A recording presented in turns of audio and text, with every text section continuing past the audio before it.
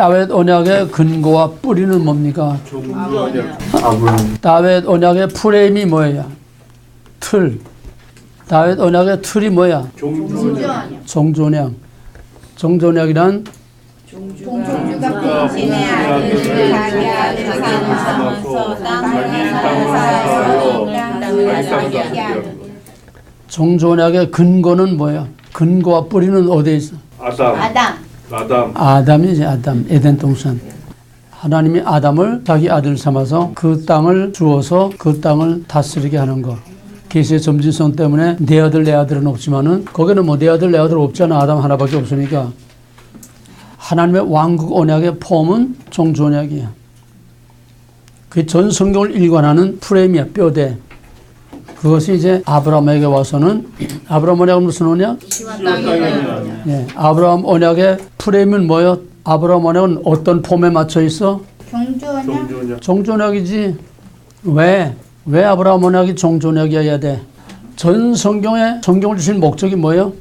주권 백성 왕국. 주권 백성 왕국. 전 성경은 왕국 언약이야. 왕국 언약의 프레임은 폼은 종주 언약이야. 모든 왕국 언약의 폼은 종주 언약이야. 최초의 폼이 아담을 자기 아들 삼아서 그 땅을 주어서 그 땅을 다스리게 하라. 생육번성 땅을 정복하라. 아직 드러나지 않은 비밀 속에 감춰진 종주 언약이야. 아브라함 언약도 왕국 언약이야. 왕국 언약. 그래서 아브라함 언약도 종주 언약의 틀에 맞춰져 있어. 그럼 아브라함 언약은 내용이 뭐? 내가 내 집을. 아브라함 언약이 무슨 언약? 시와 땅의 언약이야. 그 시와 땅이 어떻게 된다는 거냐? 종주 언약에 따라서 그 폼에 맞춰서 풀어야 돼. 내가 이 땅을 내 자손에게 주리라. 종주 언약이야. 내 아들을 내 아들 삼아서 내 아들에게 이 땅을 주어서 내 아들이 이 땅을 다스리게 하겠다. 아브라함 언약, 씨와 땅의 언약이. 그 씨와 땅의 언약은 종주 언약. 그 종주 언약은 곧 이 땅을 다스린다는 게 왕국을 세우겠다는 얘기야. 왕국. 내 아들이 이 땅을 다스리게 하겠다는 건 내 아들이 내 왕국을 이루겠다는 거야. 왜? 그 땅은 그 아들의 땅이 아니야. 아브라함 땅이 아니야. 하나님의 땅이야.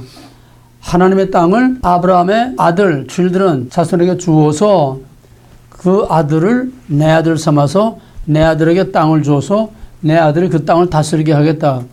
그 땅을 다스리는 그 왕국은 누구 왕국이야? 하나님의 왕국이야. 왜? 그 땅은 그에게 준 게 아니야. 위탁한 게야. 관리 위탁한 거야. 아들에게 준 게 아니라 아들에게 위탁을 한 거야. 정복하고 다스리라. 위탁을 한 거야. 그러니까 가나안 땅은 아브라함의 자손들의 땅이 아니야. 하나님이 위탁한 거야. 그래서 그 땅을 사고 팔지 못해. 신년되면 어떤 상황이든지 집이든 땅이든 빚이든 다 탕감해서 원상으로 돌려줘야 돼. 왜? 그 땅은 몽땅 다 내 거. 너희도 내 거요. 그 땅도 다 내 거야. 이게 약속의 땅이야. 어기면 벌, 쫓겨나. 그게 약속의 땅이야. 그래서 그 백성이 그 땅에서 쫓겨난 거야. 그래서 우리가 열왕기를 들어가는데 그 땅에서 쫓겨나는 거야. 그러면 하나님의 왕국 언약은 큰 틀에서 보게 되면은 창세기에서 성경으로 보면은 창세기에서 사무엘하까지가 건설사야. 건설사. 왕국의 건설사야. 그 과정에서 건설 파괴 그 과정이 있지만은 전부 건설 파괴도 전부 건설을 위해서 가는 파괴야. 알겠어? 계시의 점진적인 발전을 위해서 파괴가 곧 건설로 업그레이드 돼 나가는 거야. 그러니까 크게 보면은 창세기에서부터 사무엘하 다윗의 왕국까지가 하나님의 커다란 왕국 건설사 한 텀이 거기서 이루어지는 거야. 그러니까 하나님의 그 꿈과 계획과 뜻은 사무엘하 다윗 왕국에서 형태상으로 완성되는 거야. 여기서 형태상으로는 대단원의 한막이 여기서 끝나는 거야. 큰 건설이 끝났어. 이제는 완성됐어. 그러나 이건 뭐냐? 형태야. 형태. 씨도 형태, 땅도 형태, 왕국도 형태. 씨가 형태라는 게 뭐냐? 아브라함의 자손 다윗 왕국의 그 이스라엘 백성은 장차를 내다보게 하는 그림자일 뿐이지 영원한 이스라엘이 아니라는 거야. 시내산에서 나는 너희 하나님 너희 내 백성 언약 맺은 거는 껍데기하고 맺은 거지 진짜 영원한 이스라엘과 맺은 게 아니야. 이스라엘 아브라함의 자손 시내산에서 언약을 맺은 그 형태상의 이스라엘은 하나의 진짜로 가는 가시적인 과정, 템포럴이에요. 씨도 땅도 형태로 장차 나타날 보이지 않는 것을 내다보게 하는 시청학 교재일 뿐이지 샘플이 아니니까 샘플. 진짜가 나타나면 형태는 없어져야 돼. 왜? 템포럴이기 때문에. 그래서 이제 다윗 왕국으로 왕국의 건설이 완성되지만은 이거는 already but not yet. 구속사의 발전 원리는 두 가지야. 뭐냐 하나? 해건설. 파괴 건설. 또 그 파괴 건설과 같이 묻어나가는 뭐냐면 건설 already but not yet 파괴. 또 건설 already but not yet. 언제나 건설 파괴하고 같이 가는 건 뭐냐 하면은 already but not yet. 계속 자꾸 업그레이드 간다는 거야. 세상에 같은 건 하나도 없어. 계속 발전해 나가는 거야. 직선적 역사관. 계속 발전해 나가는 거지 같은 반복은 없다고 하는 거. 그래서 다윗 왕국은 형태상으로 씨와 땅과 왕국이 완성된 거야. 이거로서 일단 가시적인 하나님의 왕국이 어떤 거냐. 그거를 다 보여줘서 이제는 이젠 진짜 건물을 지어야 되니까 가건물은 없어져야 돼. 우선 형태가 없어져야 그 다음 보다 나은 영적인 씨, 영적인 땅, 영적인 왕국이 와야 되는 거야. 그러기 위해서 그거를 내다보게 하기 위해서 다윗 언약을 세운 거야. 다윗 언약은 필요 없어. 완성되는데 무슨 언약이 또 필요해? 다 됐지 않아? 그러면 완성된 그 단계에서 다윗에게 다윗 언약을 주신 거는 그 다윗의 왕국을 위해서 준 거야? 뭐를 위해서 준 거야? 다윗 언약이 현재적이냐 미래적이냐 이 말이야. 현재는 필요 없어. 언약이 필요 없어. 다 된대. 성취가 돼서 다윗에게 언약을 줄 필요가 없어. 그 언약은 이제 이것이 아니라 앞으로 나타날 것을 내다보게 하는 미래적인 언약이지 이미 완성된 데는 언약이 필요 없다는 거야. 그럼 다윗 언약은 미래적인 언약이야. 미래에 대한 약속이야. 그럼 다윗 언약 다 같이 내가 내 아들을 내 아들 삼아 내 아들이 내 집을 짓고 내가 내 나라를 영원히 경고케 하리라. 한 번 더 시작. 내가 내 아들을 내 아들 삼아 내 아들이 내 집을 짓고. 이게 아직 너나 내나 이게 왔다 갔다 이게 안 돼. 몰라. 정확하게 해. 시작. 내가 내 아들을 내 아들 맨 처음에 나부터 나와야 돼. 너부터 나와야 돼. 왜 손들이 왔다 갔다 해. 내가 시작. 내가 내 집을 지으시며 내가 내 아들을 내 아들 삼아서 내 아들이 내 집을 지을 것이요 내가 내 나라를 경고케 하리라. 네. 자 그러면은 여기서 집이라는 건 뭐야? 왕국 또 성전 집이라는 건 뭐야? 성전 왕국 성전과 왕국 다 같이 내 집이 뭐야? 성전과 왕국 내 집이 뭐야? 성전과 왕국 내 집이 뭐야? 성전과 왕국 내 집은 뭐야? 내 집은 뭐야? 내 아들이 내 집을 짓겠다. 내 집은 내 아들이 짓겠다. 내 아들 삼아서 내 아들이 내 집을 짓겠다. 내 집은 내 아들이 짓겠다는 거야. 네. 그럼 내 집은 뭐라고? 성전과 왕국 내 집은 뭐라고? 내가 내 집을 영원히 경고케 하리라. 내 나라를 영원히 경고케 하리라. 그게 뭐냐고? 왕국 무슨 왕국? 다윗의 다윗의 왕국이야. 다윗의 왕국. 그러면은 성전을 지었어. 성전에 두 가지 구속을 하는 희생 제사를 드리는 성전을 지은 거야. 사람들은 그거 하나밖에 몰라. 사람들은 문자적인 성전밖에 몰라. 그러나 그 성전은 하나님의 임재 통치를 나타내는 왕국을 의미해. 두 가지 다 의미해. 희생 제사를 통한 구속과 왕국, 구속 언약과 왕국 언약 두 가지를 다 약속하는 거야. 그러면은 내 아들, 내 아들, 그 내 아들은 누구야? 내 아들 삼겠다는 그 내 아들은 누구야? 내 아들 삼아서 내 아들이 내 집 짓겠다. 그건 누구요? 1차적으로는? 솔로몬 2차적으로는? 예수 예수님이 어떻게 성전을 지었어? 십자가의 죽으심으로 십자가에서 어떻게? 피 흘려 죽으심을 십자가에서 죽으심이 왜 성전이야? 십자가에서 죽으면 왜 구속과 피의 희생제 구체적으로 성전을 십자가로서 성전을 지었어. 성전을 완성했어. 사람의 손으로 지은 성전이 아니라 아론의 자손 레위 제사장이 드리는 제사가 아니고 사람의 지은 지성소에 들어가서 죄를 속하는 게 아니고 예수님이 짐승의 제사가 희생이 제물이 되면서 성전의 네 가지. 제사장 성전은 사람이 지은 성전. 그 다음에 뭐가 있어야 돼? 제사장, 제물. 교제 제사가 있어야지. 짐승만 갖다 놓으면 뭐해? 그러니까 성전이라는 집, 사람의 손으로 짓지 않은 성전이라는 집, 그 다음에는 제사장, 제물, 그 다음에 제사. 이 네 가지가 다 완성돼야 성전이 지어지는 거야. 그러면 그 전까지는 전부 형태야. 사람이 지은 성전의 대제사장이 레위기 16장 지성소에 들어가서 하나님이 임재 계시는 지성소 하나님 보좌야. 지성소에 들어가서 피를 뿌려서 백성의 죄를 속했어. 이게 레위기 제사법의 절정, 예수 그리스도의 장차 행하실 그거를 내다본다고 그랬어. 바로 레위기 16장 대속죄일의 희생제사의 완성이 예수 그리스도의 십자가로 성전을 완성한 거야. 그러면 사람이 지은 그 성전이 아닌 하늘 성소에 사람이 만든 그 궤짝이 아닌 하나님 보좌 앞에 친히 가서 우리 죄를 속했어. 성전 건축한 거야.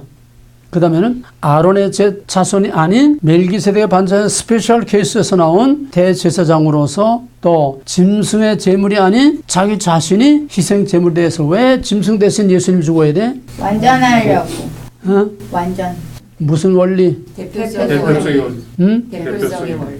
대표성의 원리. 짐승은 인간을 대신할 수 없기 때문에 대표성의 원리 때문에 인간이 인간의 죄를 대속해야 되는데 인간은 다 죄인이니까 인간의 죄를 남의 죄를 대신 속할 수가 없어.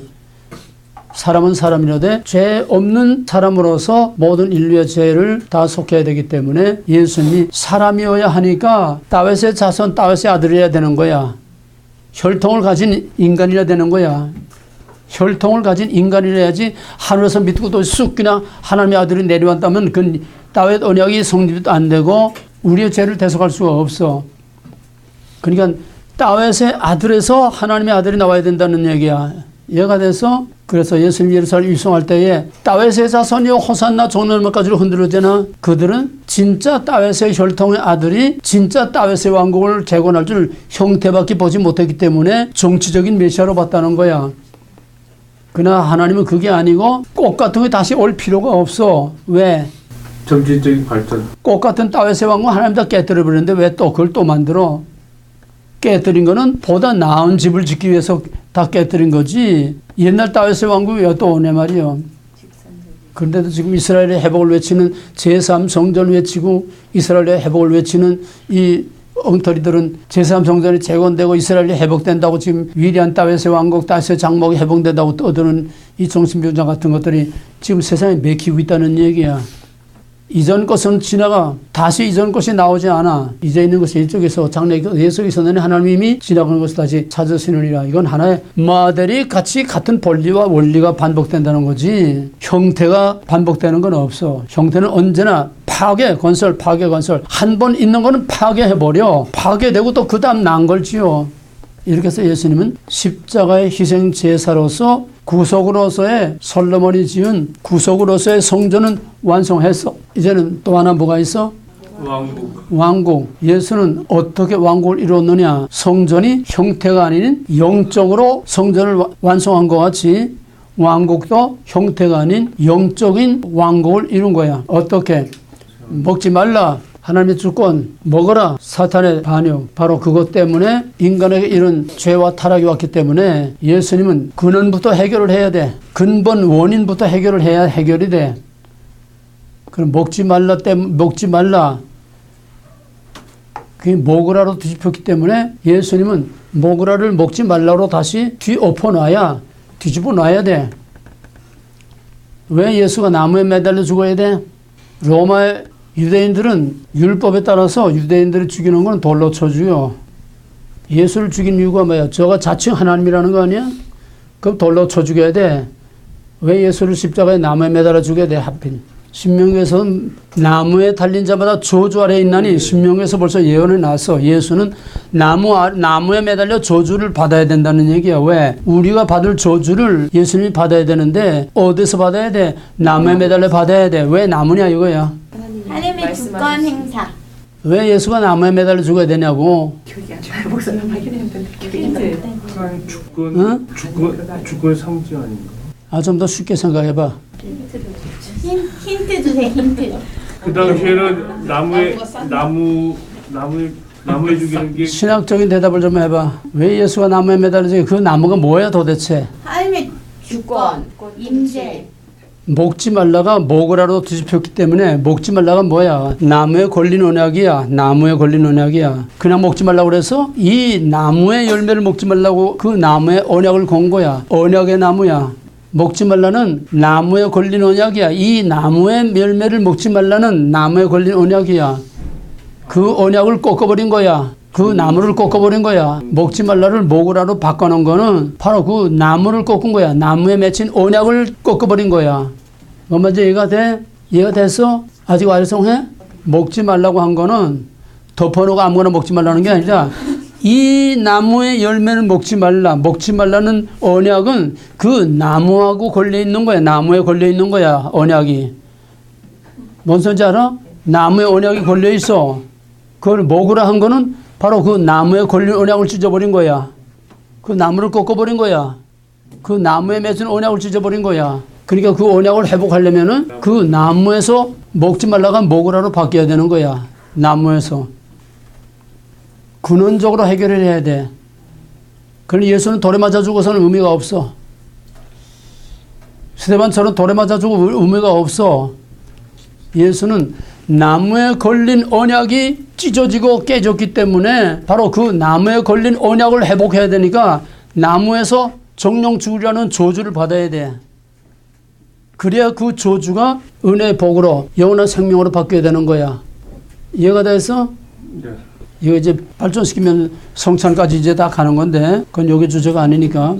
이렇게 해서 예수는 성전 제사를 십자가로 영적으로 성취하셨고 또 나무에 달려 죽음으로써 게세마네 동산에서 내 원대로 마옵시오 아버지 원대로 되면 내 원은 뭐야? 먹으라야. 아버지 원은 뭐야? 먹지 말라야. 그 언약에 맺은 나무의 언약에 맺은 그 언약을 놓고 예수님은 사느냐 죽느냐를 목숨을 걸고 씨름을 한 거야. 게세마네에서. 뭔 소리인지 알아? 그 나무에 맺은 언약, 그 나무를 꺾어버린 그 나무를 회복해야 돼. 그 나무의 언약을 회복해야 돼.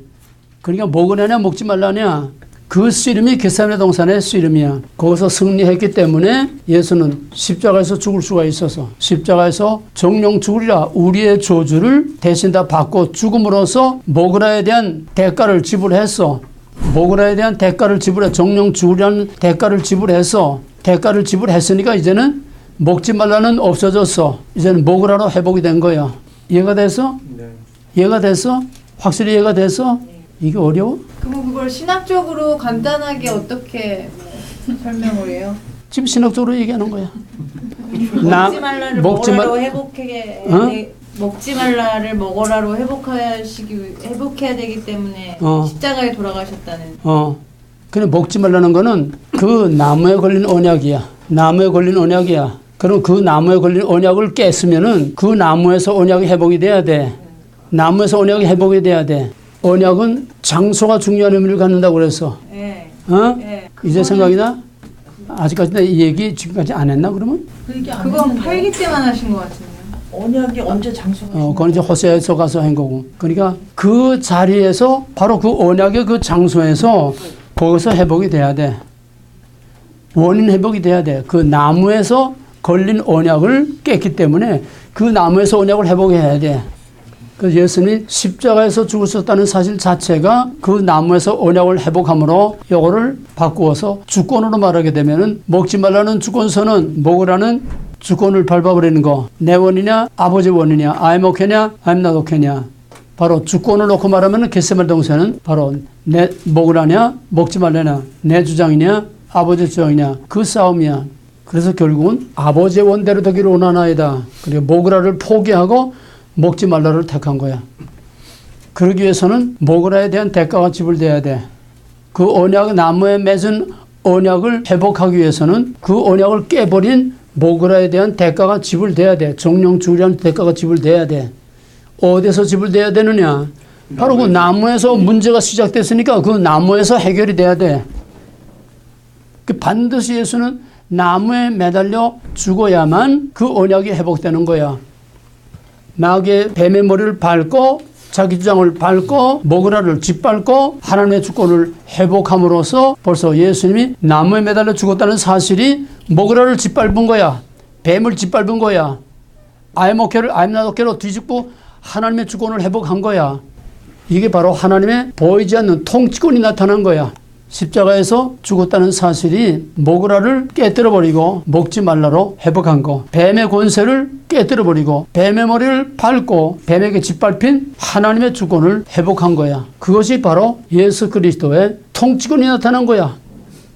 먹지 말라를 모그라로, 아임나도케로, 사탄의 주권을 하나님의 주권으로, 인간의 주권을 하나님의 주권으로 이걸 뒤바꿔놓음으로써 뱀의 머리를 밟고 예수님이 승리하신 통치는 예수님이 십자가에 졌다는 사실, 그 나무에 매달려 죽었다는 사실이 모그라에 대한, 뱀에 대한 통치권을 행사한 거야. 뱀의 머리를 밟은 거야.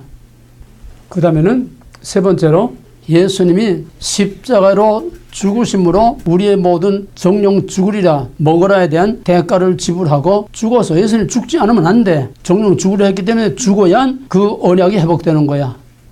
정령 죽으려 했으니까 죽어야 언약이 회복이 돼. 그래야 다시 죽지 않고 영원히 살 수 있게 돼.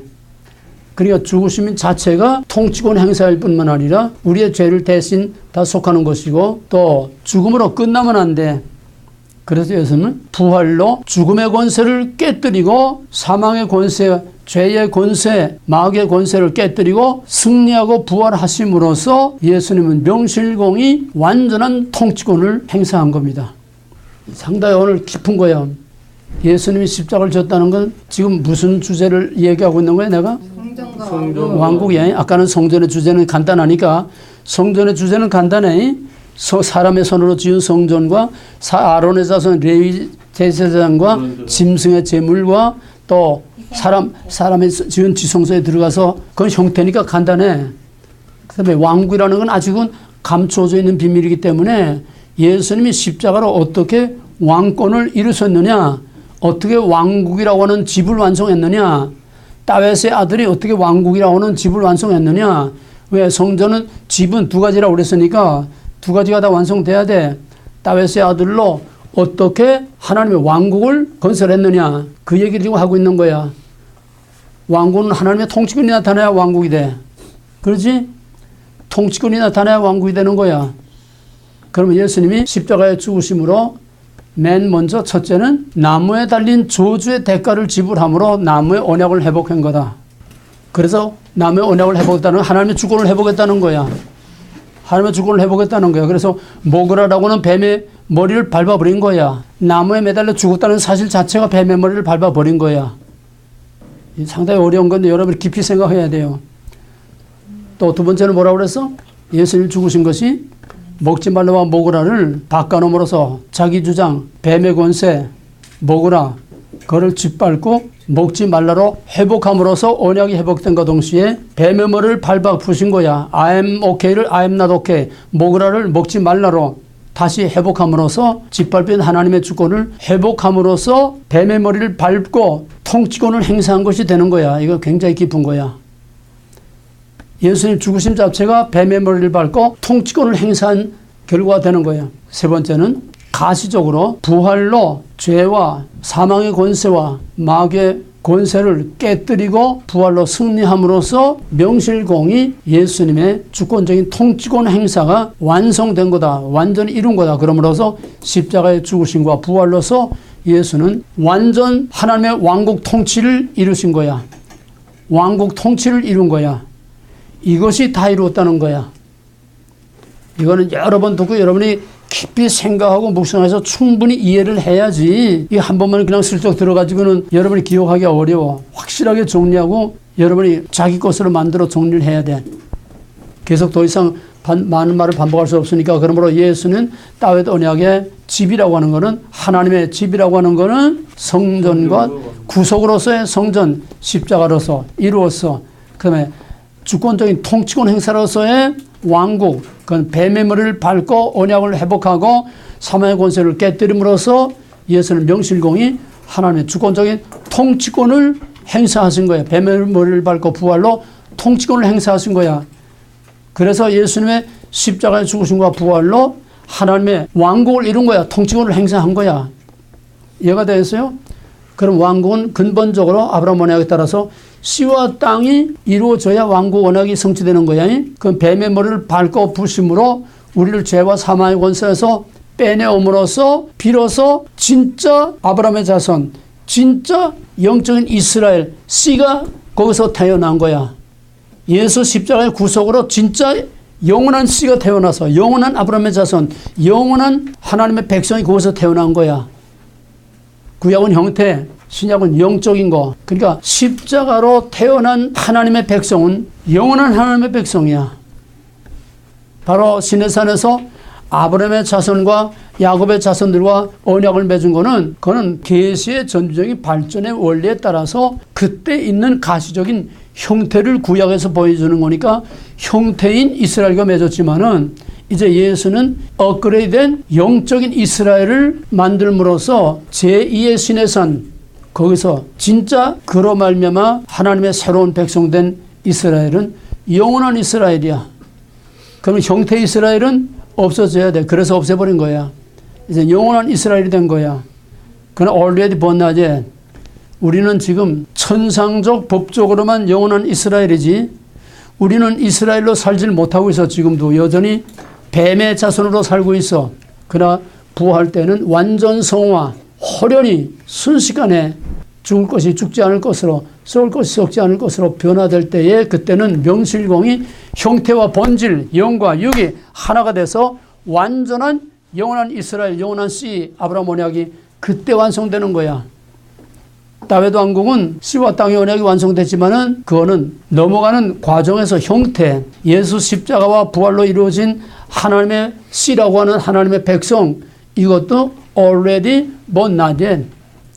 나중에 다시 오실 때에 새 하늘과 새 땅, 하나님의 아들이 다스리는 하나님의 땅, 하나님의 나라, 거기에서 영원히 하나님과 같이 살 그 백성이 진짜 영원한 이스라엘.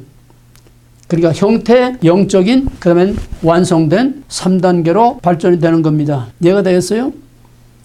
다윗 언약이 어떻게 예수 그리스도로 성취됐느냐? 성전, 십자가로.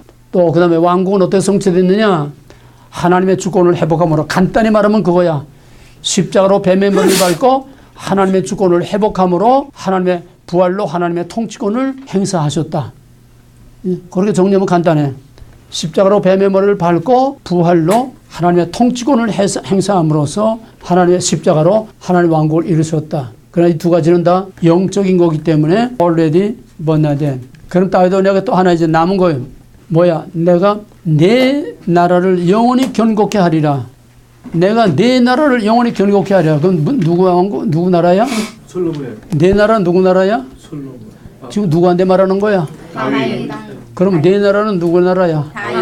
다윗의 왕국이야. 내가 내 나라를 다윗의 왕국을 내가 영원히 견고케 하리라. 약속을 했어.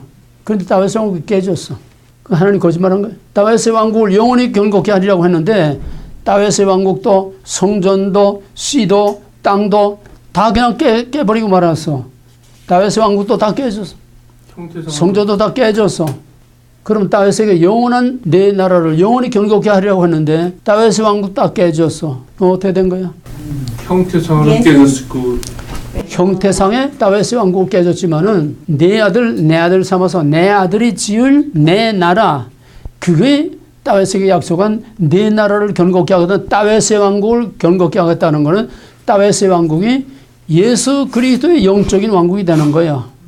이해가 돼서 솔로몬이 지은 성전이 예수 그리스도의 영적으로 성전이 되고 또 그 땅, 그 성전으로 이루는 하나님의 왕국이 십자가로 영적인 예수 그리스도의 통치권이 나타난 것처럼 다윗의 왕국을 영원히 견고케 하겠다는 것도 바로 다윗의 그 형태상의 지상의 그 나라가 아니라 다윗의 아들이 세울 그 나라, 다윗의 왕국을 내가 영원히 견고하겠다고 하는 예수 그리스도의 왕국을 영원히 견고케 하겠다는 거야. 이해가 됐어요? 그래서 그리스도 말미암아 십자가 부활로서 다윗의 왕국이 완성되고 그리스도의 영적인 통치권이 나타나서, 영적인 통치권이 어떻게 나타나서 오순절 성령이 강림함으로써 말씀과 성령, 예수는 말씀이 되고 육신이 됐던 그 육신이 올라가고 말씀과 성령으로 지금 영적인 통치권을 지금 행사하고 있는 거야. 교회 시대에. 그럼 already born again. 그러면 그가 다시 오실 때에는 명실공히 하늘 성소, 명실공히 영원한 이스라엘로서 영원한 씨와 땅의 언약이 완성되는 거다. 그러므로 다윗 언약은 영원한 언약이다. 이해가 됐어? 다윗 언약은 영원한 언약이다. 자, 그렇게 놓고 이제 오늘 열왕기로 들어갑니다. 열왕기는 바로 사무엘 하에 바로 이어지는 책입니다. 순서 그대로 사무엘 하로 그대로 이어지는 거예요. 사무엘 하라는 건 다윗의 왕국이죠. 그러면 열왕기에 들어오면은 다윗의 죽음으로부터 시작해서 다윗의 죽음과 솔로몬의 통치로부터 시작해서 다윗의 왕국이 마지막 멸망하는 데까지 가는 거예요. 그러니까 아까는 큰 포물선으로 창세기에서 사무엘하까지 다윗의 왕국까지가 건설사라고 그래서 이제는 파괴 역사가 와야 돼. 열왕기부터는 파괴 역사야. 큰 포물선을 지면은 열왕기에서 마태복음 1장 1절까지, 즉 열왕기에서 말라기를 지나서 중간기를 지나서 마태복음 1장 1절이 올 때까지는 전부 파괴 역사야. 그래 큰 건설, 그다음에 큰 파괴 포물선이 되는 거예요. 바로 열왕기에서부터 파괴가 시작되는 거야. 뭐가 파괴돼? 형태. 파괴되는 게 뭐야? 다윗의 왕국. 형태가 파괴되는 거야. 형태가. 본질은 그냥 다 있어. 본질은 그냥 다 있고 형태가 바뀌는 거야. 형태가 보이는 형태에서 보이지 않는 영적인 실체로 형태를 파괴하고 영적인 실체가 나타나는 거야. 그래서 사무엘 하와 열왕기상, 특히 열왕기 1장 2절은 다윗과 솔로몬의 천지이기 때문에 열왕기 1장 2장은 여호수아 1장 1절처럼 내종 모세가 죽었으니 이제 여호수아 시대가 열린다. 광야와 가나안, 모세와 여호수아, 율법과 은혜, 복음, 옛언약과 새언약, 마치 그 갈리김처럼 바로 사무엘 하와 열왕기상 그 경계, 다윗 언약과 솔로몬 그 경계는 바로 여호수아 1장 1절처럼 건설은 끝났고 이제는 파괴가 시작된다는 거예요. 이 경계선이야. 경계선. 열왕기 상에서부터 그 경계가 시작되는 겁니다. 다윗의 왕국은 무너지고, 무너지는 건 아니 아직은 다윗의 왕국은 끝나고 이제는 솔로몬부터 파괴가 시작되는 거다. 그래서 열왕기는 먼저 솔로몬의 시대, 열왕기 1장 2장은 다윗과 솔로몬의 인수인계입니다. 다윗이 처리하지 못한 남은 문제들, 요압과 다윗이 압살롬에 쫓겨갈 때에 다윗의 등에서 돌을 던지고 저주했던 시므이와 또 다윗에게 등을 돌리고 반역을 했던 요압, 그걸 내가 알아서 해라. 너는 지혜로운 사람이니까 알아서 해라. 알아서 처리하라는 거죠. 그러면 다윗이 죽이지 않고 솔로몬 보고 죽이라고 그래? 그거는 다윗이 끝까지 복수한 게 아니라 출애굽기 34장에서 공의와 사랑의 하나님, 내가 용서할 줄 용서하되 벌할 자를 결코 용서치 아니하리라. 바로 하나님의 공의를 행하는 거야. 이건 다윗이 개인의 원수를 갚는 게 아니야. 개인의 보복이 아니야. 하나님의 공의를 집행하는 거야. 그래서 요압과 시므이를 내가 알아서 처리해주고 그 뒷처리를 내가 알아서 해라. 당부하고 이제 다윗은 이제 죽고 그다음에 솔로몬의 통치가 시작되는 겁니다. 3장부터 솔로몬의 통치가 본격적으로 이제 시작되는데 거기서 전무후무한 이제 지혜를 주고 또 부귀와 영화를 주고 이렇게 해서 다윗의 모든 영광을 한 몸에 다 안고 솔로몬은 승승장구로 출발을 합니다. 그런데 11장까지 솔로몬의 통치가 나타나는데 11장까지의 통치를 보면은 먼저 다윗과 언약을 하고 다윗이 역대하 29장에서 그 솔로몬에게 신신당부를 하고 이 성전을 건축하라고 하는 거 이걸 솔로몬에게 이제 인계를 해주고 솔로몬이 그 다윗의 약속을 따라서 성전을 7년 동안에 성전을 건축합니다. 성전을 건축할 때에 다윗이 얼마나 정성스럽게 준비했나 하면은 거기에 돌을 쫓는 종소리가 들리지 아니하고 망치 뗄 소리가 들리지 아니하고 다 만들어 놓은 거야. 좀 쉽게 말하면 조립만 할 수 있도록 모든 걸 다 만들어 놓은 거야. 그냥 사실은 현실적으로 보면은 그 성전은 다윗이 진 거나 마찬가지야. 하나님이 마음으로는 다윗의 걸 받으셨어. 그러나 종교 언약의 틀 때문에, 왕국 언약의 틀 때문에 그렇게 해야 예수 그리스도 메시아의 이게 그대로 다 이루어지니까 하나님의 아들이 하나님의 집을 이루어야 되니까 종교 언약 때문에 그렇게 한 거지. 마음으로는 다윗에게서 벌써 다 받으신 거예요. 왜? 하나님의 마음에 합한 자라고 했으니까. 그러나 종전약의 형태를 이루기 위해서 다윗의 아들 솔로몬이 이제 성전을 7년 동안 정성스럽게, 그건 다윗이 설계도들 주고 모든 자재 준비 다 만들고 못 하나까지 다 만들어 놨으니까 솔로몬은 그저 뭐 조립하다시피 한 거나 마찬가지죠. 그래서 7년 동안에 성전을 건축하고 그 다음에 자기를 애굽에서 데려온 애굽의 바로의 딸 자기 왕비를 위해서 13년 동안에 왕궁을 건축을 했어. 그러니까 거의 배지. 성전 건축은 7년 동안 했는데 애굽의 바로의 딸을 위해서는 13년 동안 건축을 했어. 근데 그 바로의 딸은 다윗이 백향문 궁을 지었다고 그랬지 않았어? 다윗이 지은 그 다윗의 궁에는 애굽의 바로의 딸은 아무리 자기 종실 왕후라고 해도 거기 들어가지 못하게 했어. 뭔 소리인지 알아? 다윗이 지은 그 왕궁에는 아무리 솔로몬의 종실 왕후라고 해도 이방인이기 때문에, 이교도이기 때문에 감히 부왕의 그 왕궁에는 들어오지 못하게 해서, 그래서 별궁을 지어준 것이 바로 13년 동안에 그 애굽의 바로 딸을 위해서 13년 동안에 왕궁을, 별궁을 따로 지어준 거야. 그러고 나서는 이제 성전 건축 봉헌식을 합니다. 이 8장에, 기나긴 8장에 이건 다 여러분들이 읽어봐야 돼요. 봉헌식을 하게 돼. 그 이제 다시 뒤에 주제가 다시 나오니까 봉헌을 하고 나서 그 다음에는 11장에 들어오게 되면은 망조가 드러납니다. 왕비가 700이요, 희빈이 300이요, 1000명의 왕비와 후궁들을 거느리고 그 이방 여인들이 가지고 온 모든 이방 신들을 그냥 해달라는 대로 다 해준 거예요. 우선 여기서 1000명의 왕비와 희빈을 거느렸다는 것은 솔로몬이 바람둥이가 돼서 게 아니고 모든 주변 나라들이 자청을 해서 솔로몬 밑에 와서 그 그늘에 거하려고. 그래야 평안하니까. 솔로몬의 그늘 아래 있으면은 우리가 해우산 아래 있는 것처럼 솔로몬의 그늘 아래 있으면은 시시한 부족들이 와서 집적거리를 못해. 그러니까 평화 조약으로 전부 딸을 갖다가 바치고 하나의 동맹 결혼을 한 거야. 다른 나라들이 자청해서 동맹 결혼해서 딸들을 다 보내준 거야. 옛날에는 고대사에서는 그랬으니까 딸을 보내주면은 그 나라하고 이제 동맹 관계가 되고 형제 관계가 되니까. 그래서 솔로몬이 그래 자청해서 한 게 아니고, 그래서 솔로몬의 왕비와 후궁이 그렇게 많아진 거야. 이방 나라에서 자꾸 딸들을 갖다 바치니까. 그러나 솔로몬이 부왕 다윗의 말, 하나님의 말씀대로 순종했어야 되는데 그건 어쩔 수가 없어. 그러니까 그 여인들이 가지고 온 그 신들을 전부 이방 여인들을 가지고 이방 신들을 전부 해달라는 다 해준 거야. 그러니까 온 예루살렘 근처는 그냥 그저 이방 신의 우상의 산당, 우상의 소굴로 그냥 드글드글.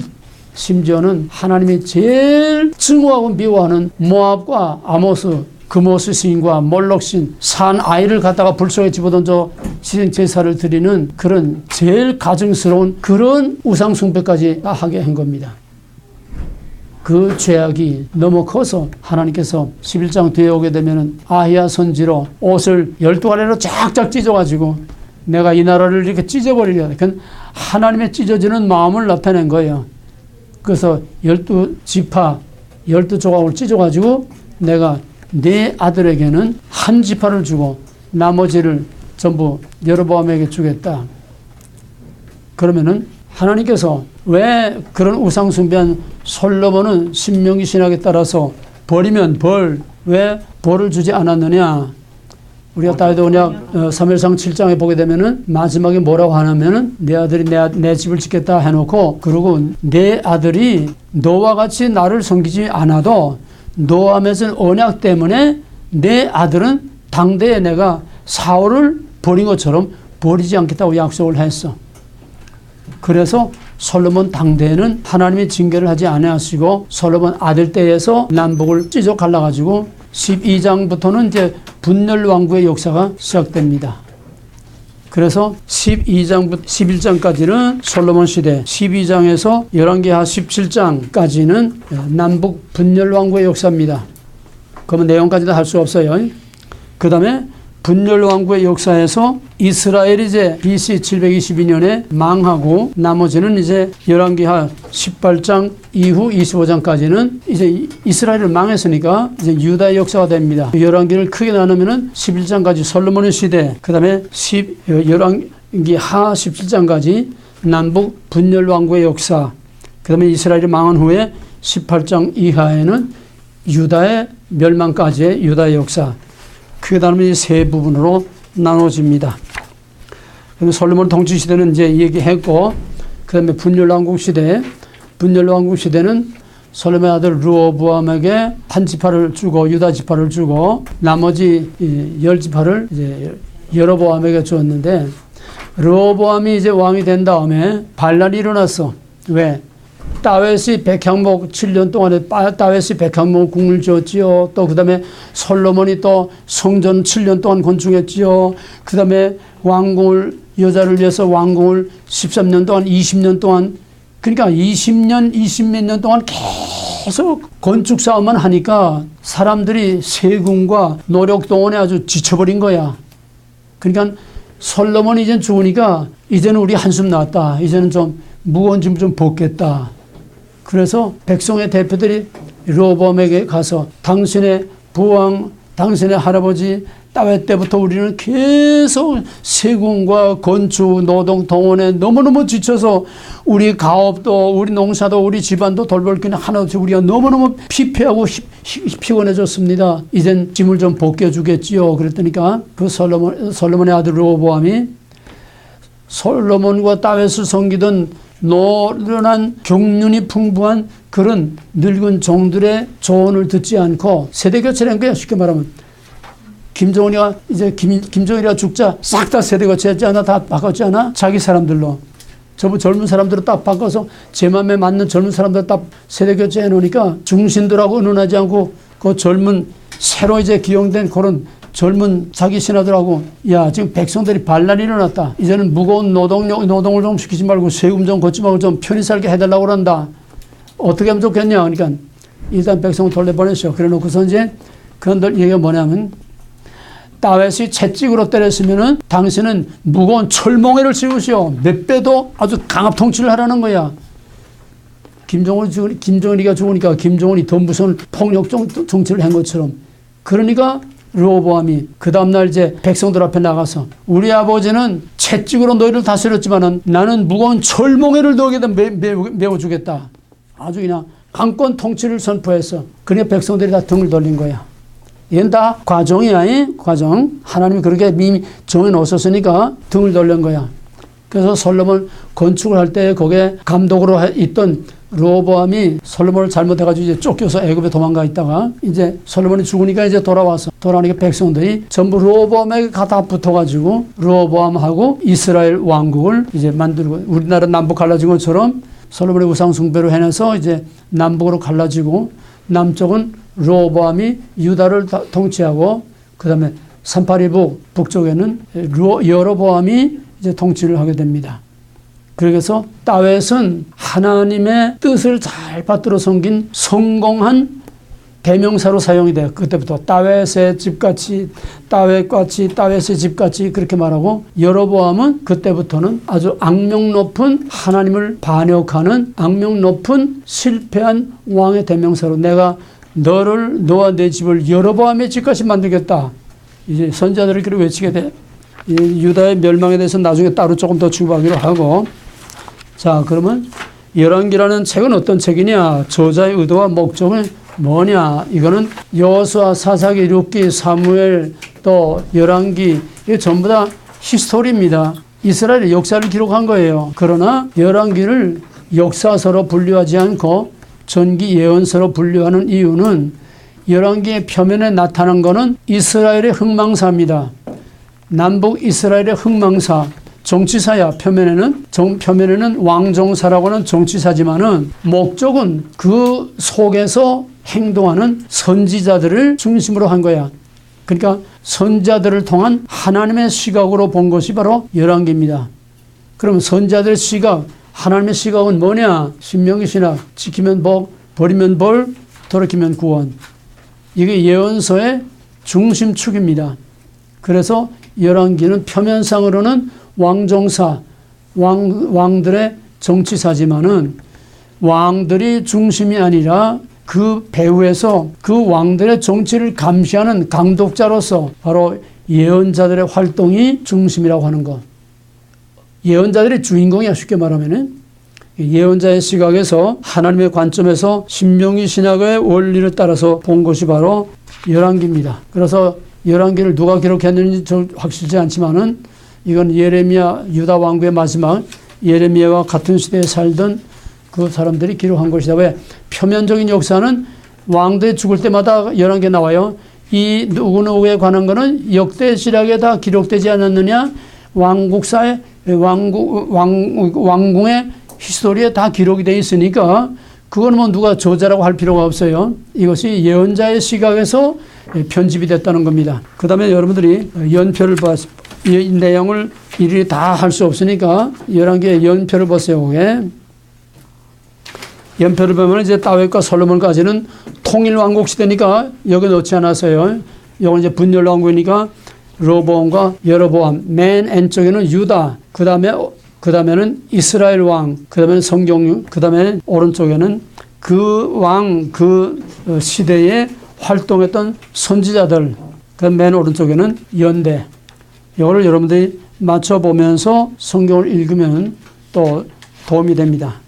맨 먼저 유다의 역사를 보면은 결국 열왕기라는 게 왕을 중심으로 왕정사니까 맨 처음에 르호보암은 내가 지금 얘기한 대로 젊은이들의 말을 듣고, 그러니까 요즘 문재인이가 전통적으로 정말 경륜이 있는 사람들의 말을 듣지 않고 전부 저 같은 똘마이들 말만 들으니까 저렇게 되는 거나 똑같은 거야. 어느 시대나 그래. 르호보암이 그렇게 됐고 그래서 남북으로 갈라진 겁니다. 그 다음에 이제 르호보암의 아들 야비암이 잠깐 있다가 그 다음에 아하사왕, 르호보암의 손자 아하사왕 때는 아하사왕, 여기 이제 밑에 언더라인 한 유다 왕들은 다 괜찮은 왕들입니다. 그죠? 그좀 괜찮으니까 유다 왕국도 왕에 따라서 사사기의 곡성 같은 게 계속 되는 거예요. 열왕기도 유다 왕국이 뭐 이스라엘은 곡선이 없어. 이스라엘은 전부 다 그냥 패망사니까. 그래도 남쪽의 유다 왕국 중에서는 그래도 괜찮은 왕들이 나와서 종교 개혁도 하고 곡선이 생깁니다. 사사기의 곡선이 여기서 반복되는 거예요. 그래도 아하사 왕은 그래도 괜찮은 왕이었습니다. 아하사 왕은 우상을 숭배하는 자기 모후를, 그러니까 왕의 어머니죠. 우상을 섬기는 자기 태후를 폐위시킬 만큼 그만큼 우상 숭배에 강력하게 대처를 했습니다. 그 다음에 아하사 통치가 이제 오랜 동안 지나고 나서 여호사밧 왕 때, 여호사밧 왕은 남왕국 유다에서 하나님 말씀하시기를 여호와는 시종 성실했다고 이렇게 말했어요. 시종 성실. 왜? 여호사밧은 우상을 숭배한 일이 없어. 다른 왕들은 처음에 좀 잘 나가다가 또 처음에 종교개 하다가도 또 뒤에 가서는 또 우상 섬기고 또 대조의 원리. 시작은 좋지만 끝에다 나쁘게 되는데 여호사밧은 시종 하나님을 신실히 섬겼습니다. 그럼에도 불구하고 아브라함이나 노아나 다윗이나 다 실패의 역사가 있듯이 바로 이 신실한 여호사밧 왕도 실패할 수밖에 없는 어쩔 수 없는 인간. 그걸 여지없이 보여주는 겁니다. 여호사밧이 그렇게 하나님의 신임을 얻을 만큼 신실한 왕이었는데 무엇이 잘못됐느냐? 여호사밧이 이제 왜 군소 나라들이 주변 군소국가들을 자꾸 이제 집적거리고 침략하고 또 그보다 강한 아람 나라들 이런 나라가 자꾸 이제 침략을 하니까 남북이 서로 동맹을 맺은 거야. 이스라엘과 동맹을 맺은 거야. 그래서 이스라엘의 아합 왕의 딸 이세벨의 딸을 바로 자기 며느리로 데려온 겁니다. 요즘 말로 말하면 남북 협상이야. 이게 이렇게 무서운 거야. 우리나라가 꼭 지금 여기 걸려 있는 거야. 형태만 다를 뿐이지. 우리 남북이 서로 잘해보자. 그래서 이세벨의 딸 아합의 딸을 자기 며느리로 데려옴으로써 모세가 출애굽기 34장에서 이 땅의 백성들과 동맹을 맺지 말라, 딸을 주지도 말고 딸을 데려오지도 말고 엄격히 명령한 모세 모압 언약, 그걸 어기고 여호사밧의 아합의 딸을 자기 며느리로 데려왔습니다. 그러니까 솔로몬 때나 똑같은 거예요. 아합의 딸이 오면 뭐가 따라와? 우상. 아합이 섬기든 이세벨이 섬기든 바알 종교가 따라오는 거야. 이건 어쩔 수 없어. 이것이 유다를 망하게 하는 뿌리가 되는 겁니다. 씨가 되는 거예요. 가시와 씨가 올무가 되는 거야. 이세벨의 딸을 데려옴으로써 북왕국에 바알 종교를 끌어들인 거야. 그래서 그때로부터는 점점 우상 문제가 남왕국에서 점점 심각하게 되면서 끝내는 그 우상 숭배로 유다가 망하게 되는 원인이 되는 겁니다. 여호수아서에서 이 땅의 백성과 동맹을 맺지 말라, 기브온 족속과 동맹을 맺음으로써 가나안 족속을 다 내쫓지 못하고 그들과 동거하면서 결국 그것이 가시가 되고 올무가 된다고 한 그 예언이, 여호수아서의 예언이 남왕국 유다에서 그대로 지금 성취가 되는 겁니다. 그래서 바알을 끌어들임으로써 유다가 망하게 되는 근본 원인이 여기서 나오는 거다. 그 다음에 그러니까 여호사밧의 아들 이세벨의 딸을 데려온 그 아들이 여호람입니다. 여호람이 이세벨의 아합의 사위예요. 그러니까 여호람이 죽고 아하시아가 잠깐 동안 이 왕노릇에 있었는데, 아하시아가 죽자 여호람의 아내, 곧 아하시아의 어머니, 여호람의 아내면 누구야? 이세벨의 딸이지. 여호람의 아내면은 이세벨의 딸이야. 근데 그 아들 아하시아가 왕이 됐을 때에 이세벨의 딸인 여호람의 아내, 동시에 아하시아의 어머니 요 아달랴가 지가 왕노릇 하다가, 요 긴 얘기는 할 수 없으니까 지가 왕노릇 하다가 결국은 폐위되고 이제 죽고 맙니다. 그 다음에 이제 내려와서 그 다음에 우시야 왕은 하나님을 잘 섬겼어요. 우시야 왕은 모든 우상을 다 없애버리고 하나님을 잘 섬겼는데, 이것도 역시 교만해져 가지고 스스로 하나님의 제사장밖에 하지 못하는 제단에 분향을 함으로써 하나님의 저주를 받아 가지고 죽게 됩니다. 그 다음에 이제 히스기야, 요담을 지나서 히스기야가 이제 왕이 됐는데, 히스기야 때에 북왕국 이스라엘이 망하게 됩니다. 오른쪽에 보게 되면 히스기야 때에 이사야 선지자 때 같은 시기입니다. 히스기야가 이사야의 힘을 힘입어 가지고 종교 개혁을 하고, 이사야의 힘을 힘입어 가지고 기도하면서 아수르 군대를 물리치고, 이사야와 히스기야가 굉장히 밀착해서 서로 나라를 잘 다스려 왔습니다. 바로 그때에 북왕국 이스라엘이 멸망을 하게 됩니다. 그걸 목도하면서, 북왕국 이스라엘 멸망을 목도하면서 히스기야가 25세 어린 나이로 이제 왕이 됐는데, 그럼에도 불구하고 히스기야가 일대 종교 개혁을 일으켰어요. 크게 두 가지. 첫째는 신흥제국 강력한 아수르를 종주국으로 섬기고 세금을 아수르에 갖다 바치던 그거를 끊어버리고 인간의 나라를 의지하지 않고 여호와만 의지하겠다고 애교를 단절을 끊어버렸어요. 너에게 세금 바치지 않겠다. 이제는 너의 속국이 될 수 없다. 우리는 스스로 독립한다. 독립국가다. 그러니까 아수르의 미움을 받아가지고 아수르의 사내립이 18만 5천 군대를 거느리고 쳐들어왔을 때에 히스기야와 이사야가 간절히 하나님 앞에 기도함으로써 하나님께서 하룻밤 사이에 18만 5천 군대를 다 물리쳐 주신 그런 기적이 히스기야, 이사야 때에 일어나게 됩니다. 그 다음에 이스라엘이 이제 망하고, 그 다음에 이제 히스기야가 죽고 히스기야 아들 므낫세가 이제 왕이 되는데, 이 므낫세는 가장 오래 통치한 왕 중에 하나이면서 최악의 왕입니다. 유다의 왕 중에서는 아주 최악의 왕이에요. 그러니까 자기의 부왕 히스기야가 했던 거를 일부러 골라가면서 다 뒤집어 엎은 거예요. 요즘 문재인 정권이 과거에 우리나라를 이만큼 세운 그 모든 좋았던 거를, 잘한 거를 골라가면서 하나하나 다 뒤집어 엎는 것처럼 어쩌면 똑같이 닮은 거에 므낫세예요. 그렇게 꽃까지 닮을 수가 없어. 그렇게 꽃까지 잘한 것만 다 돌아가면 뒤집어 엎는 거예요. 잘한 거 다 뒤집어 엎고. 그래서 성경에는 없지만 전기에 의하면은 이사야를 톱으로 허리를 잘라서 죽였다는 그런 악랄한 왕이 바로 므낫세였습니다.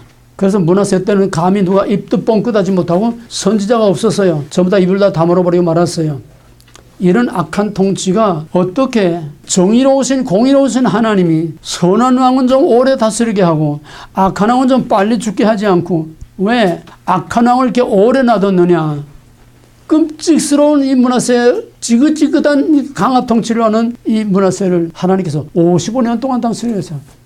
하나님이 저 악랄한 북한의 김일성, 김정일, 김정은 3대를 걸쳐서 70년 동안, 이건 더하네. 70년 동안을 왜 저놈 악한 놈들에게 그렇게 맡겨두시냐 이 말이야. 하나님은 악한 날에 악인을 적당히 들어 쓰시느니라. 악을 하나님께서는 심판의 도구로 쓰세요. 악을 심판의 도구로 쓰세요. 또 하나는 악이 관영하게 함으로써 심판을 가속화시키는 겁니다. 한국이 왜 미친 듯이 저게 악이 그냥 막 미친 차가 질주하듯이 왜 저렇게 나가느냐. 심판을 가속화하는 거예요. 악을 들어쓰시며 또한 그 악으로 심판을 재촉하는 거야. 그래서 므낫세가 죽은 후에 요시야가 이제 나타나서 요시야가 일대 종교개혁을 하게 됩니다. 요시야가 8살의 왕이 됐어요. 아주 어린 나이로 왕이 됐지만은 정말 하나님의 은총을 입은 자로서 성전을 보수했어. 모든 우상을 다 깨뜨려 부시고 성전을 보수하면서 성전이 어느 정도 회파가 됐나 하면은 성전 여기저기 구석 마루미창 그냥 먼지투성이 쓰레기통같이 된 그 성전을 대대적으로 보수하면서 거기서 이제 율법책 두루마리들이 나오기 시작했어. 원래 율법의 두루마리는 모세를 통해서 명하기를 여호와의 제단 옆에 두게 돼 있어. 율법을 제단 옆에 두고 한 분 오리지널은 제단 옆에 두고 또 하나는 카피해가지고 왕이 그 율법책을 가지고 율법책을 보면서 그 율법에 따라서 백성들을 다스리게 돼 있어서 적어도 다윗까지는 아니 솔로몬 때까지는 왕이 율법책을 가지고 있었던 건 분명해. 그 이유는 이렇다 할 기록이 없으니까 언제 미싱 되는지 몰라. 그러면 제사장들은 제단 옆에 율법책을 놔두고서 초막절이 되면 온 백성들을 다 모아놓고 이스라엘의 초막절은 이스라엘 역사를 말하는 거 아니야? 광야를 너희 조상이 어떻게 살았나는 말하면서 거기서 율법책을 낭독하고 율법을 가르쳐주게 돼 있어 제사장들이. 근데 이것도 왕국시대 와서 언제부터 제단에 있는 율법이 없어졌는지, 그러니까 왕도 율법을 모르고 제사장도 율법을 모르고 남았다는 건 제사 지내는 습관적인 제사, 아침 저녁으로 또 속죄일에 아침 이 제사 지내는 습관밖에 남지 않아. 그러니까 유대교는 의식 종교가 되고 만 겁니다. 그냥 그저 제사만 지내면 다 되는 거예요. 그러다가 요시야 때 와서 성전 보수 공사를 하면서 여기저기서 먼지 티끌 속에 쓰레기 속에 그냥 파묻혀 있던 두루마리가 하나씩 와서 야 그게 도대체 뭐냐, 생전 보지도 들어도 못한 그게 도대체 뭐냐 읽어봐라 하니까 이게 모세율법이야. 모세율법 레위기. 그걸 들으니 기가 찰 노릇이야. 세상에 이렇게 하나님의 말씀이 있는데 우리 조상들이 이렇게까지 나라를 이렇게 만들었으니, 그러면 요시야가 옷을 찢고 통곡을 하면서 성전을 대대적으로 보수해서 그 다음에 기나긴 세월 동안에 적어도 아마 다윗 이후가 될 거라고 생각하는데 기나긴 세월 동안에 6월절 절기도 지키지 않았고 그냥 제사만 지내는 거예요. 남은 건 제사밖에 없어. 그래서 다시 그 백성들에게 6월절을 행하게 하고 또 이스라엘은 없어지. 이스라엘 망하고 없어. 그러니까 단에 올라가서 단에 있는 여로보암이 만들어둔 금송아지를 다 가루로 빻아서 전부 다 그냥 다 뿌려버리고 일대 종교개혁을 역사상 최대의 종교개혁을 단행했습니다. 그러면 하나님께서 요시야의 이 개혁을 보고 그들의 죄를 용서해 줄만 한데 분명히 기록하기는 요시야의 그 정말 가상스러운 그런 대대적인 종교개혁, 여호와의 종교를 이렇게 개혁했음에도 불구하고 므낫세의 죄가 너무 커서 요시야의 의가 므낫세의 죄를 덮을 수가 없다고 그랬어. 그러니까 므낫세는 하나님께서 심판을 아예 작정하고 심판을 가속화하기 위해서 므낫세의 죄악을 관용하게 하시며 관용하게.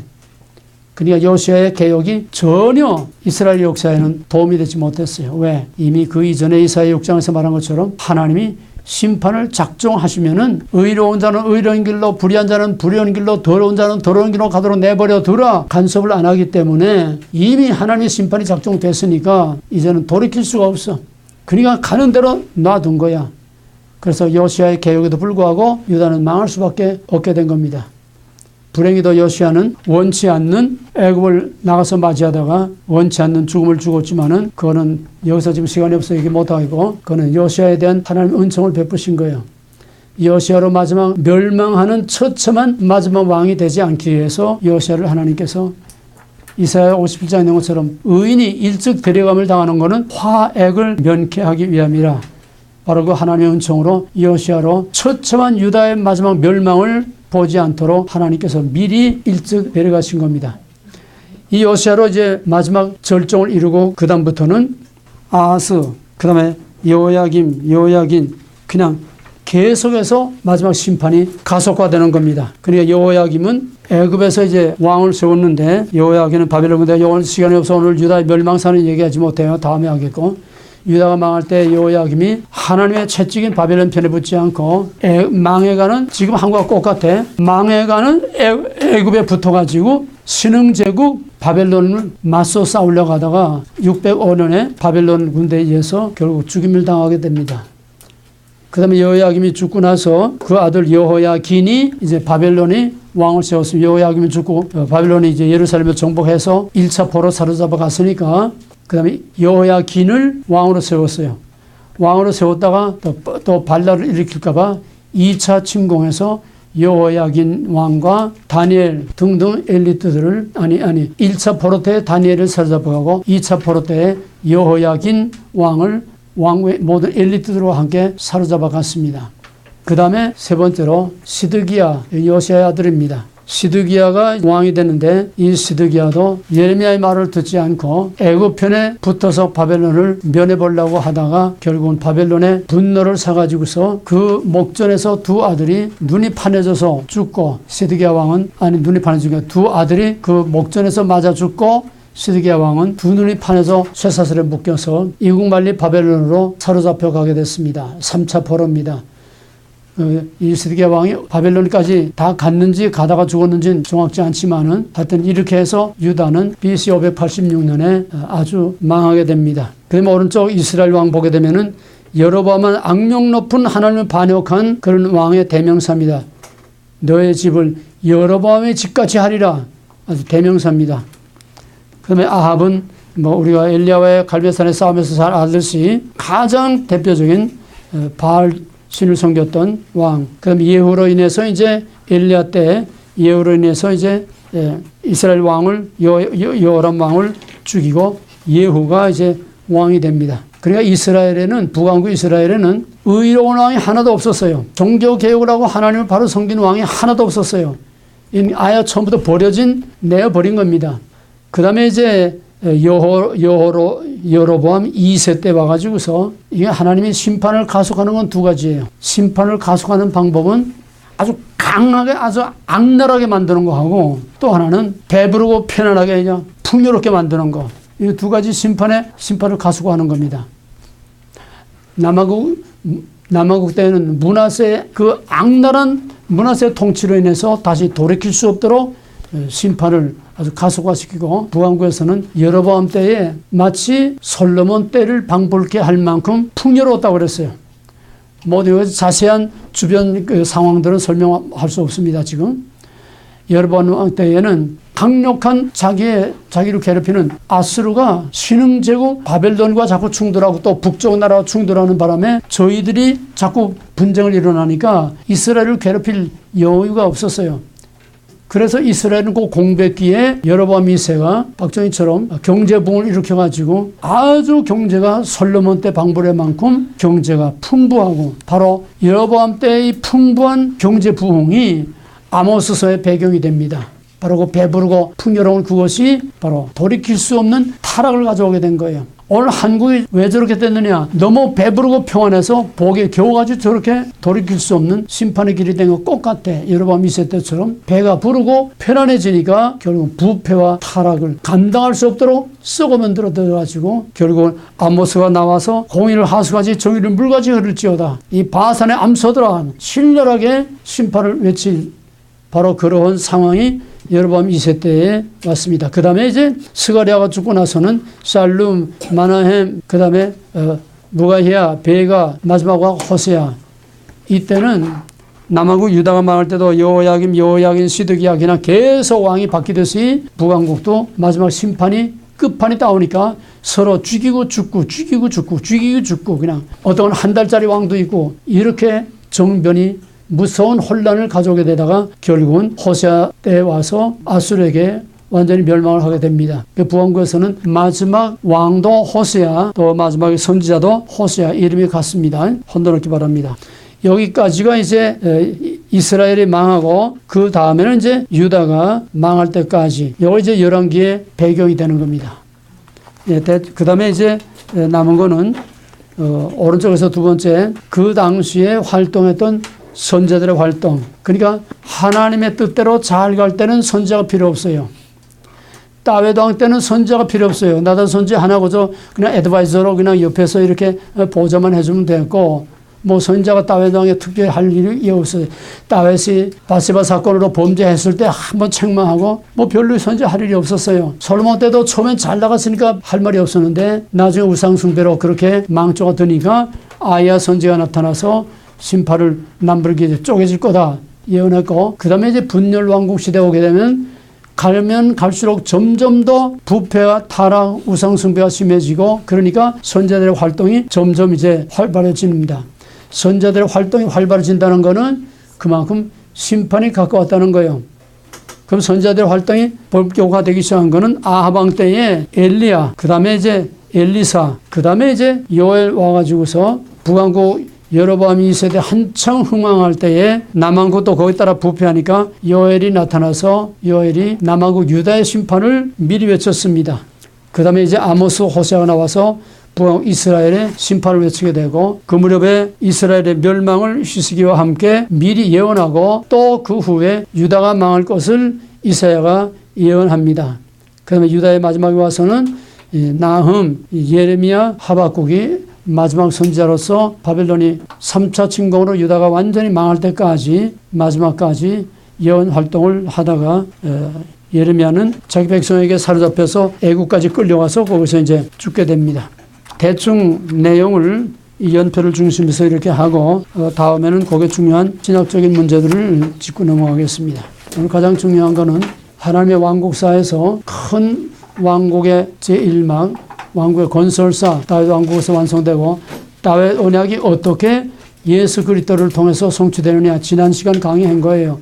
그걸 또 복습한 거니까 다윗 언약과 예수 그걸 다시 지난 강의하고 오늘 강의하고 충분히 여러분들이 스터디하고 이해할 수 있기 바랍니다. 그걸 이제 시험을 따로 칠 거니까 그 다음에 이제 열왕기는 망국사 그때부터 마태복음까지는 계속해서 망국사입니다.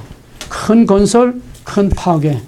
예수 그리스도로 새로 왕국을 건설하고 나서는 그 다음엔 또 이제 금방 적어도 AD 300년 이후는 또 망국사로 들어가는 거예요. 그때 바벨론 포로가 아니라 기독교가 캐톨릭의 포로가 돼가지고 1000년 동안 포로 생활을 하다가 종교개혁이 일어나서 다시 건설, 회복이 됐지만은 불과 약 200년, 그 다음에 18세기 계몽주의 시대부터 또 망국사가 시작돼서 지금 끝판으로 가고 있는 겁니다. 건설, 파괴, 건설, 파괴.